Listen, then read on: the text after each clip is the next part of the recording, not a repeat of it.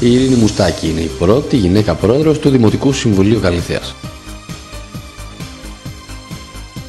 Η Δημοτική Σύμβουλος κυρία Ειρήνη Μουστάκη, υπό την παράταξη του ΠΑΣΟΚ στην εργασία για την Καλυθέα, εξελέγει πρόεδρος του Δημοτικού Συμβουλίου της πόλης κατά τις δεμερεσίες στο Δήμο Καλυθέας σύμφωνα με τον Κώδικα Δήμων και Κοινοτήτων. Η κυρία Ειρήνη Μουστάκη γεννήθηκε στην Άξο, είναι πτυχιούχος του Τμήματος Δημοσίου Δικαίου και Πολιτικών Επιστημών της Νομικής Σχολής του Πανεπιστημίου Αθηνών, παρακολούθησε μεταπτυχιακά σεμινάρια στο Πανεπιστήμιο Αθηνών σε θέματα δημοσίων και διεθνών σχέσεων, καθώς και περιφερειακής ανάπτυξης στο Πάντιο Πανεπιστήμιο. Είναι υπάλληλος του Υπουργείου Οικονομίας και μιλά δύο γλώσσες, αγγλικά και γαλλικά. Η κυρία Μουστάκη εξελέγει Δημοτική Σύμβουλος στις δημοτικές εκλογές του 2002 με το Συνδυασμό Συνεργασία για την Καλυθέα του Δημάρχου Κώστα Ασκούνη και επανεξελέγει στις δημοτικές εκλογές του 2006.